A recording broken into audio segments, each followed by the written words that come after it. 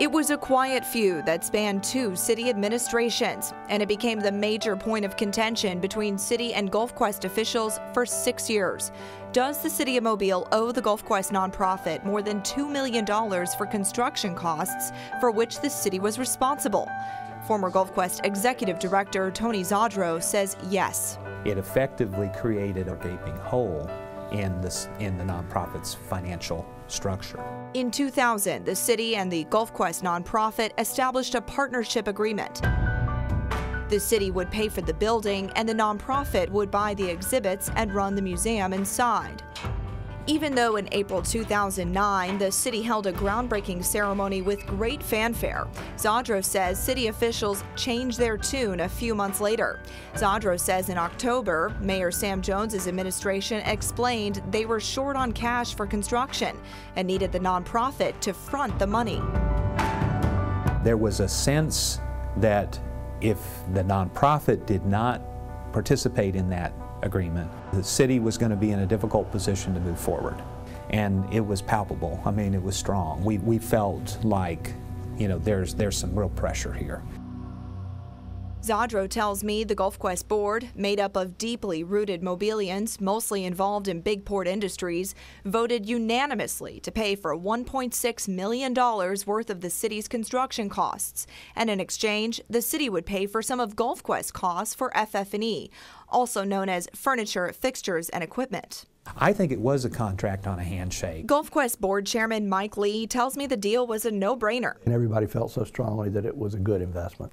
Zadro gave us this email, which was written 2 days after the vote, in which the city attorney, Larry Wettermark, wrote to the then board chairman, E.B. Peebles, quote, "Remember that the city is going to assume $1.6 million of what previously had been Gulf Quest's obligation for furniture, fixtures, and equipment." However, Fox 10 News Investigates obtained this email sent from Peebles just 8 minutes prior to Wettermark's response.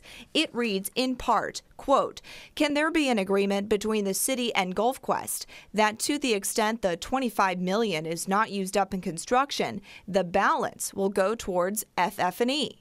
I reached out to both Peebles and Wettermark for their takes on the emails, but both declined to comment.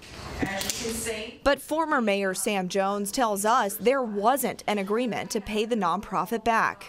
They asked Mr. Wettermark to come to me and ask me that if we had monies left over from the bond issue after construction, would we assist them with that? My response to Mr. Wettermark was, look, if we have monies left over, I'll be glad to go to the city council and say, look, we can try to appropriate that to the museum. We had no money left over. Zadro adamantly refutes that. The email response from the board chairman was not asking to establish an agreement. It was asking to acknowledge the agreement and to acknowledge a form of repayment for the agreement. Zadro says city leaders didn't go back on their promise until 2011 and began relabeling the $1.6 million as a gift. I obtained these independent audits of Gulf Quest finances over the last several years. These new documents show the nonprofit did indeed spend donor money to pay for $1.6 million in construction costs through monthly installments from 2010 until 2012. So even though in 2011 city officials indicated they weren't going to pay the money back, Gulf Quest nonprofit board members continue to shell out donor money for construction. So, was it right for the nonprofit to use that money in that way? We looked at it as a whole. The building is almost part of the exhibit. I mean, it's so unique. Once Mayor Sandy Stimson came into office, Zadro says the city only made matters worse for the nonprofit's finances. Ultimately, the nonprofit expended $492,000 to complete the building. In haste to finish the project, Zadro claims the Stimson administration allowed contractors to abandon their jobs in the spring of 2015 without finishing their scope of work. Well, they were certainly determined to complete the project. That brought the total to more than $2 million in construction costs the nonprofit had not anticipated. Had a devastating impact on the ability to launch the museum properly. But others believe repayment wouldn't have made a difference. It's ironic to me that the person who had the responsibility for making all that work now seemed to be saying that it's somebody else's problem. Even if the $2 million truly was critical, Zadro never made the dispute public. So why not go to the media? Well, it was discussed. It was discussed going to the media and was discussed a number of times over the years. But it was also determined that that could be counterproductive to the public-private partnership.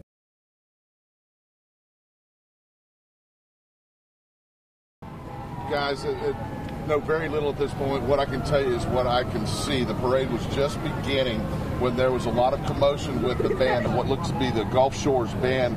From my untrained eye perspective, some of the injuries do look fairly serious. Certainly want to let everybody know our thoughts and prayers are with them. Certainly not the way this festive day was expected to have begun, and our thoughts and prayers are certainly with everybody here. He just put her in high gear and mowed him down. Have you seen the driver? I saw, well, I don't know if it's the same driver, but we were back over here by the library earlier, and I saw this same truck, and he was coming around, and I saw the man in it driving, and I don't know if it's the same driver, but if it was, he was an elderly man. Military Officers Association of America, MOAA, Baldwin County chapter. Just a horrible incident to start the parade route. I was not able to get real close. It looked like about 8 of the band members being attended to. Were you able to get any kind of idea from speaking with other members of the band what kind of injuries we're talking about? No, I don't know. No, they were gathered over here, and I just see them lying out here right now. So I don't know other than this one here. He was motionless, and so I don't know the extent of their injuries. These 8 band members that I was able to see myself that had been struck, and as you just heard from a witness there, apparently struck by a vehicle that was in the band, or not in the band, but in the parade. Not certain of the circumstances, how that happened. Don't know if there was a medical issue involved. Don't know what's going on at this point. It's just so early in the stages. This literally just happened about 15 minutes ago. We're going to walk up just a little bit, but once again, we're going to stay well back out of the way. We don't want to interfere with any of the work going on by emergency crews right now. Understandably, you can see large crowds of parents, other band members gathered around, emergency crews. These injuries that I was able to witness extended from everything from what looked to be people very skinned up to broken bones potentially, and that is just from what I was able to briefly see when I walked up close to the scene. But once again, we want to stay well back from this scene to allow emergency crews to do their jobs, to do everything they can do to help these young kids who are just at the beginning of this parade route to welcome in Fat Tuesday to this huge Gulf Shores crowd that is gathered today to watch the parade. A lot of uncertainty, of course, now on how the rest of the day will play out here, but we've got some crime scene tape going up right now, really just cautionary tape to keep everybody back away from this scene so that the emergency crews and responders on the scene can do their jobs and get these band members to help to the hospital and get the treatment that they need. Once again, our prayers are with them, myself and everybody here at Fox 10, certainly the community, everybody gathering around that I've seen is extremely concerned. Prayers offered up for their well-being and for the rest of the band members who have witnessed what's happened to their classmates and their band members. Just a terrible way to start Fat Tuesday here in Gulf Shores. Just not really sure what else to say. As I mentioned, we had a pastor who just came on who witnessed this accident. What he was able to see is that the band members were just rounding the corner at the beginning of the parade route to get this show going, and a truck labeled with I'm trying to remember what it was labeled, Retired Military Officers Association, I believe, with an elderly gentleman driving is what he remembered seeing, just came out and plowed into the band. And like I mentioned, there's about 8 of them on the ground. Not sure what has happened. It's too early. Have not been able to talk to anybody officially, unless maybe I can get a little bit. We've got Grant Brown with the City of Gulf Shores here now. Just a terrible way this started. Can you lighten us up a little bit on what happened? Yeah, a lot of the details are still unknown, but a group of children in a band that were marching in the parade were hit by a vehicle that was also in the parade. We're not sure of all their conditions just yet, but unfortunately we are canceling the parade. And we certainly want to offer our prayers up for everybody involved.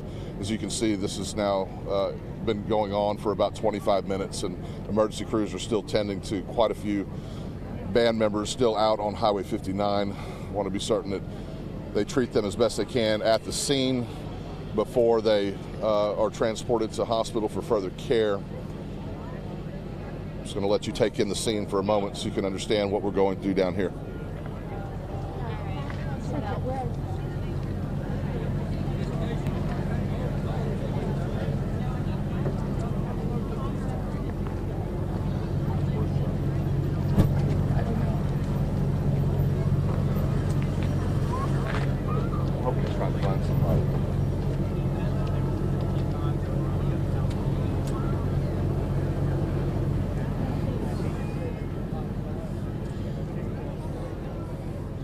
Once again, you're looking at live pictures from Gulf Shores at the beginning of the parade route, where we had a tragic situation where several band members, hearing from some parents that were with the Gulf Shores High School Marching Band, that were struck by a vehicle that was also in the parade at the beginning of the route. I've counted at least 8 children, 8 band members that were being tended to earlier. We're staying well back away from the scene to allow emergency crews to do their jobs. You can see some being transported, loaded up, and put into some ambulances to be taken to get further care at the hospital. I see a lot of, looks like leg injuries.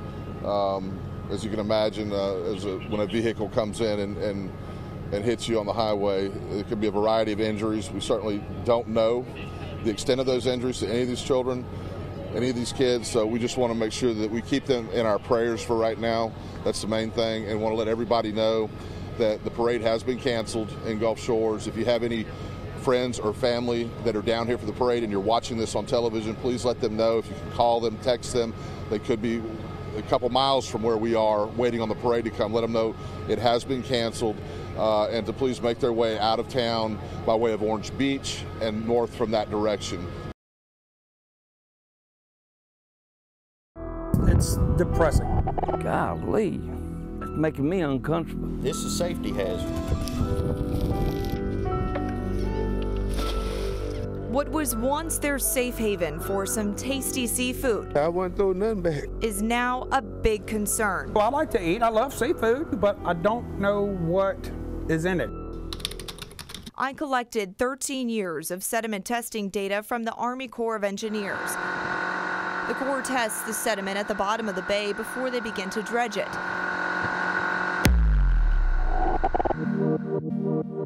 According to their testing reports, arsenic and mercury are 2 of the most prevalent metal pollutants to have been found in Mobile Bay's sediment.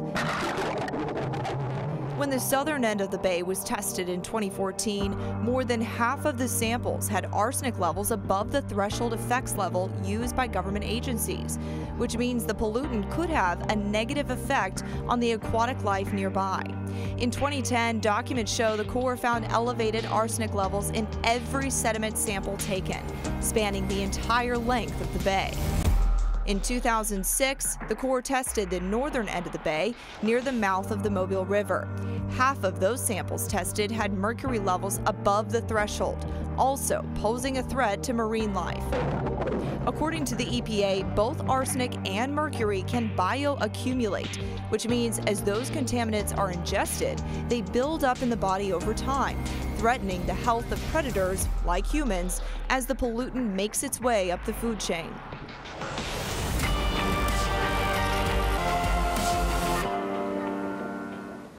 We all secure it. With that in mind, we set out to do our own testing. sampling 4 locations in the bay.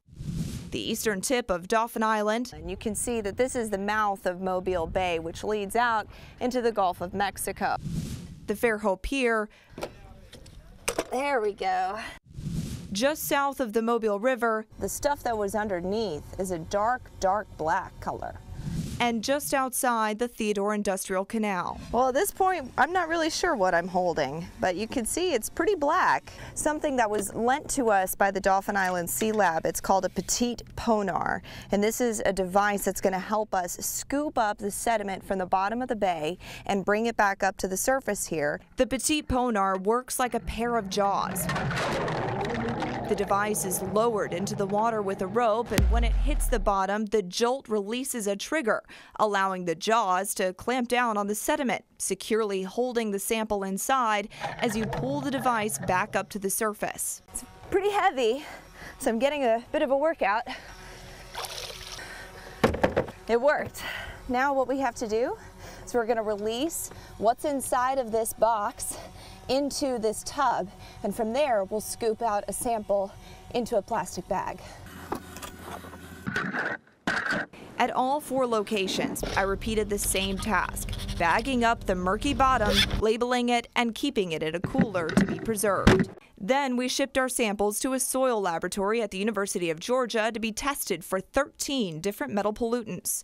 Dr. Jason Lessel supervised. And from there we do an acid digestion, so that we're basically stripping all of the metals off of the clay, sand, and silt particles in the sample. We digest it at a high temperature and high pressure. So we're trying to get as much of those metals off of the surface, and then we measure those. Our samples from Dauphin Island and the Fairhope Pier had low contamination levels. Dr. Lessel says that may be because those samples had more sand than mud, making it difficult for pollutants to stick to the sediment. But our samples taken outside the Theodore Industrial Canal and the mouth of the Mobile River had more mud and clay and more contamination. Just like the Corps of Engineers, those 2 samples also showed arsenic levels above the threshold effects level, meaning there could be a potential for negative effects to marine life. So that would warrant further investigation. The mercury results in the Theodore and Mobile River samples were borderline to the threshold effects level. Dr. Lessel says the pollutant levels he found in those 2 samples should raise a red flag for seafood lovers. Because remember, pollutants like arsenic and mercury can accumulate in the body, posing health risks over time. According to the World Health Organization, arsenic and arsenic compounds are carcinogenic to humans, and exposure to mercury, even small amounts, may cause serious health problems, including toxic effects on the nervous, digestive, and immune systems, and on lungs, kidneys, skin, and eyes. If this is an area where people are just swimming, there's probably very, very low level of concern. If they're fishing, or especially if they were to, say, eating any kind of bivalve, mussels, clams, oysters, if they are harvesting those kinds of animals from those waters and consuming them, then there absolutely would be a good reason to do further investigation to determine if there is any kind of health risk. These findings seem to align with current shellfish and oyster harvesting restrictions placed in the bay. Documents show the Alabama Department of Public Health has prohibited shellfish harvesting and oyster growing in the northern section of the bay due to, quote, dangerous pollution concerns. The Mobile River is even considered an impaired body of water by the state for high mercury levels, issuing a fishing advisory for the river, warning fishermen to not eat any largemouth bass caught there due to dangerous levels of mercury in their tissues. But some locals who love to fish recreationally in those areas had no idea their health could be at risk. Did you know that this was in effect? No, I'm glad you told me about it, 'cause I didn't hear nothing about it. That scares me. That's not good. Did you know about these restrictions? No, I did not. No, I did not. I see people fishing everywhere, and I have never seen the first sign about anything. 2014, they sampled here. I also showed fishermen our sample results as well as the sediment testing data from the Corps of Engineers. It aggravates me pretty bad because they should let people know about this. This is a safety hazard. You know, how many people's dying because of this stuff? and they're not warning them about it.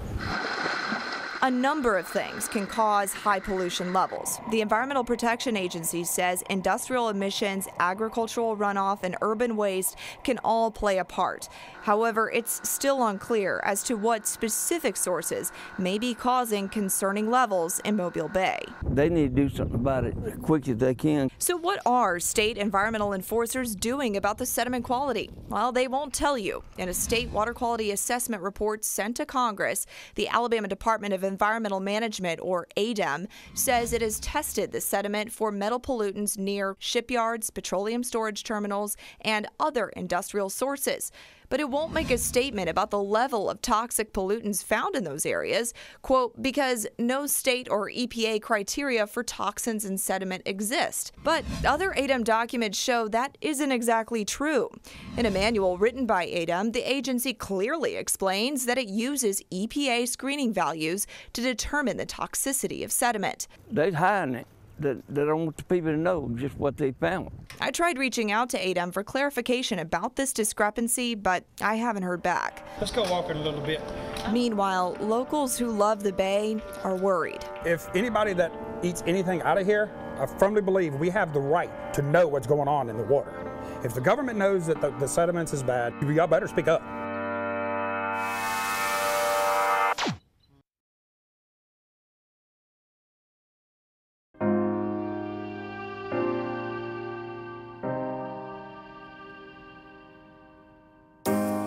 You know, it's not every day that something like this happens.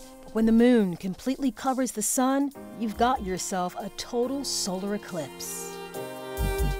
It's such a rarity that when you have the opportunity, when you're relatively close to the path where you'll get a total eclipse of the sun, it's something you don't want to miss. On August 21st, 2017, we'll have that rare opportunity.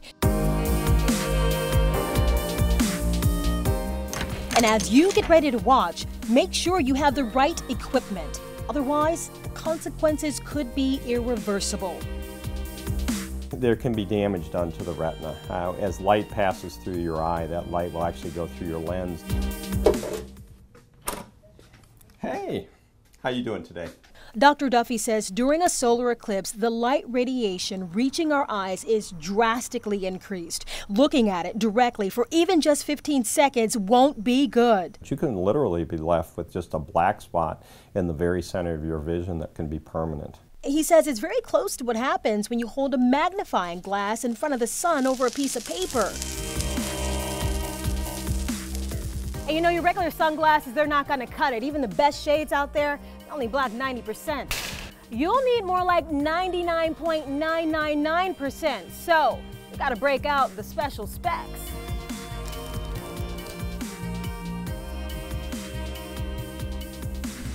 Do your homework and watch out for counterfeits. NASA says when buying viewing glasses, make sure they have certification information with a designated ISO 12312-2 international standard. The manufacturer's name and address should be printed on the product as well. And check for scratches or wrinkles in the lens. And if they're more than 3 years old, don't use them.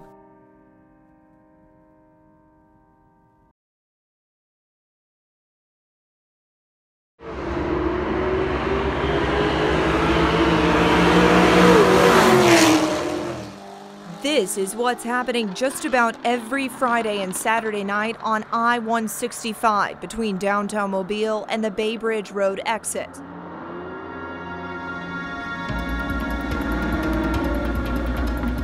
Sports cars, muscle cars, and motorcycles take turns drag racing back and forth, and we caught it on camera while we were pulled over undercover along the highway. The racers, totally unconcerned about our car sitting on the side of the highway with its hazard lights on, passing right by us, shaking our car.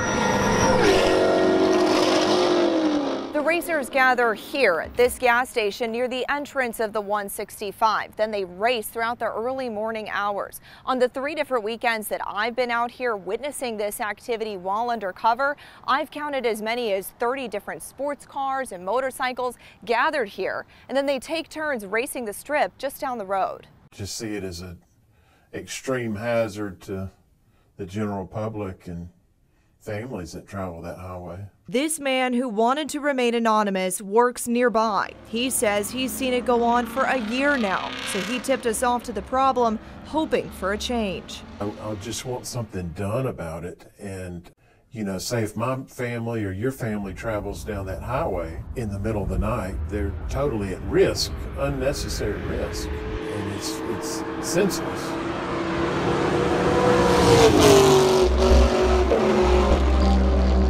Definitely not a safe practice. Last year, 80 people across the country were killed in street racing crashes, according to the National Highway Traffic Safety Administration. And since 2014, 6 people in Alabama have died from racing-related accidents. One of those victims, 33-year-old Rodney McQueen of Mobile, who died while racing his best friend on Duval Street.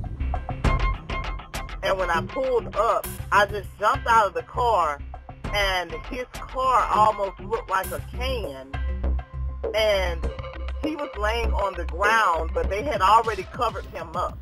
McQueen's sister says she misses her brother every day.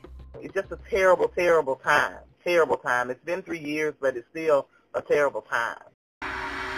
Knowing the real dangers behind street racing, I showed our findings about the racing on I-165 to Mobile Police. After seeing our videos, Mobile Police Chief Lawrence Batiste agreed to crack down on the racers. Not only are they placing themselves at risk, but they are placing the entire community at risk from their behavior.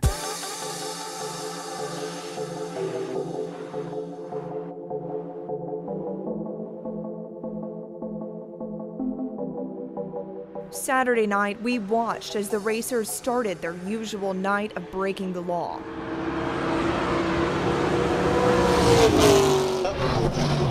He ain't got no headlights on. Around 1 a.m., a group of racers zoomed by. One driver didn't even have his headlights on while traveling at speeds topping 100 miles an hour.